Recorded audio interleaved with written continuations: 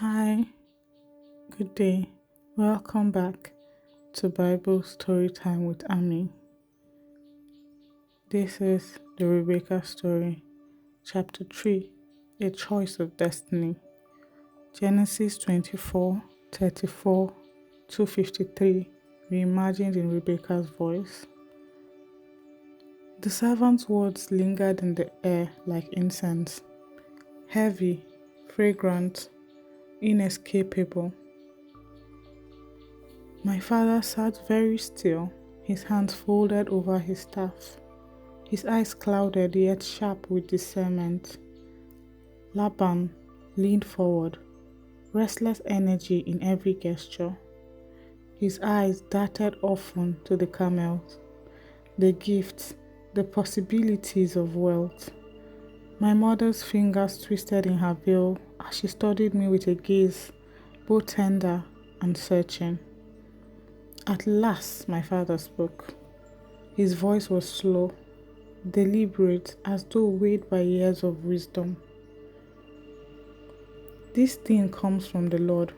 We cannot speak to you, bad or good. Behold, Rebekah is before you. Take her and let her be the wife of your master's son, as the Lord had spoken. A silence followed, and in it, my heart pounded so loudly, I feared they would all hear it. Their words placed my life in a single sentence. Take her. As though it were that simple. As though I was not flesh and blood, not daughter and sister, not woven into this household since birth. The servant's face, however, lit with joy. He bowed low to the ground once more, his voice trembling with gratitude. Blessed be the Lord, the God of my master Abraham, he said. His devotion poured out like a stream, flowing freely, unstoppable. When he rose, he opened his satchel again. From within, he brought forth more treasures, garments embroidered with fine work, ornaments of gold and silver. He presented them to me, each piece gleaming in the lamplight, weighty not only in value but in symbolism. To my mother and brother, he gave gifts also, tokens of Abraham's wealth and promise. The courtyard filled with a buzz of activity.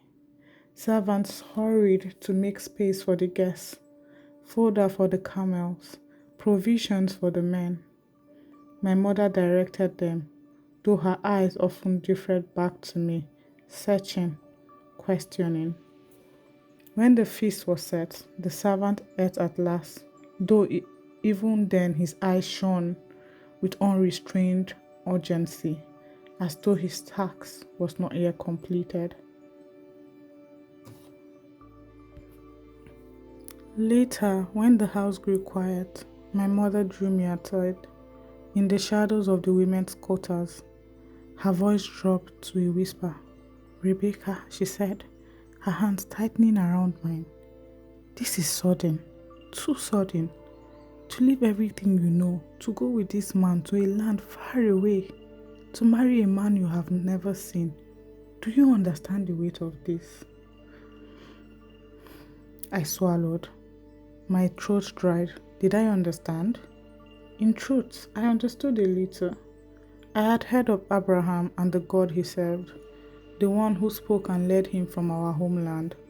I had heard whispers of Isaac, the promised son born in their old age, but I had not seen them, had not touched their tents or walked their land.